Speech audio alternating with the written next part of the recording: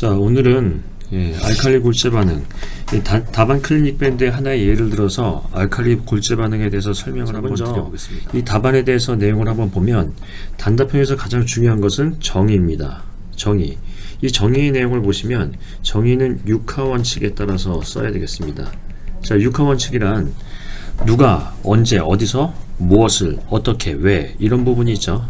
가장 중요한 건 뭐죠? 무엇을 또는 어떻게 또는 왜 이렇게가 되겠습니다.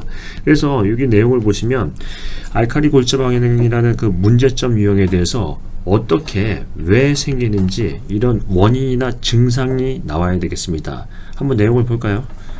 정의를 읽어보면은 거기 내용에 보시면은 계리 팽창에서 어떻게 돼가지고요 균열을 유발한다 하는 왜 어떻게에 대한 부분이 나와 있네요. 그래서 알칼리 골재 반응에 대한 정의 내용을 보시면은 육하 원칙에 따라서 제대로 쓸 수 있었다 이렇게 볼 수 있겠습니다. 따라서 이 부분은 오케이, 이제 좋은 부분이 되겠고요.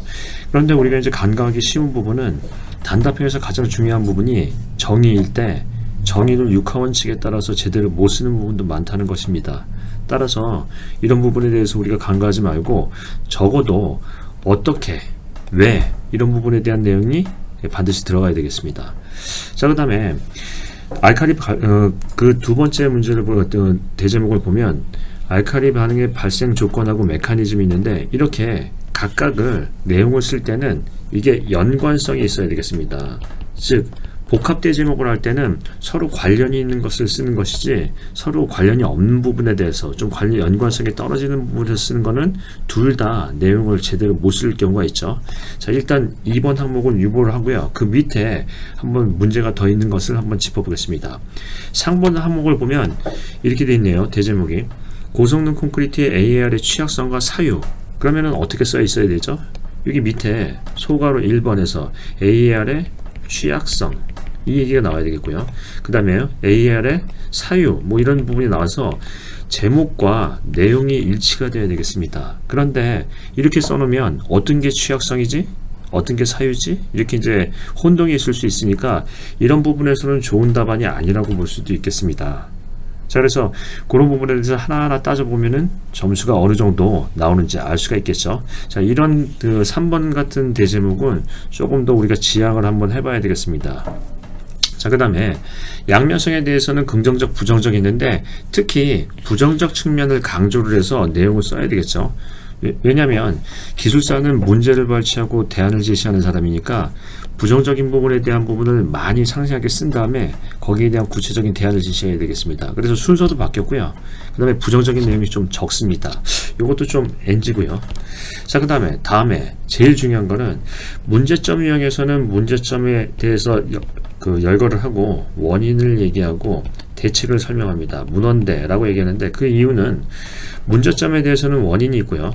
그 원인에 대해서 해결하려면은 대책은 원인별로 대책을 수립할 수 있기 때문에 이런 유형을 준수하고 있습니다. 그런데 이 세 가지 중에서 가장 중요한 게 무엇이죠? 바로 대책입니다. 대책은 이렇게 써야 되겠습니다. 자,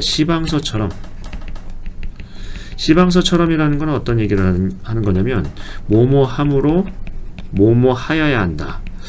자, 이거는 한번 생각을 해보겠습니다. 뭐뭐함으로 이거는 뭘 얘기하는 거죠? 이유, 즉 왜 이렇게 되느냐 하는 얘기를 하는 거고요. 하여야 한다, 이건 뭐죠? 구체적인 방법, 이거는 어떻게 해야 되는 부분을 얘기하는 것입니다. 따라서 시방서 같은 데 보면은 이런 사유로 이런 방법을 쓴다 라고 구체적으로 제시가 되어 있는데 그럼 여기 내용을 한번 보겠습니다. 고로 슬래그 혼입률을 상향 조정한다. 왜 그런 거예요? 왜 AAR을 저감하기 위해서는 고로 슬래그 혼입률을 상향 조정해야 되죠? 이거를 내용을 쓰자면은 AAR을 일으키는 주요 인자가 시멘트의 알칼리 성분이니까 알칼리 성분을 대체할 수 있는 고로 슬래그를 혼입해서 그것을 저감시키자는 겁니다.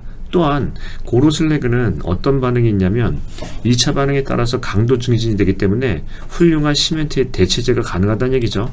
그런 얘기를 이유를 어떤 내용을 상세하게 설명해 주지 않으면 왜 그런지 모르는 부분이 되겠습니다. 따라서 여기 옆에 있는 그래프를 별도 대제목으로 빼고 이 내용을 상세하게 적어야 되겠습니다.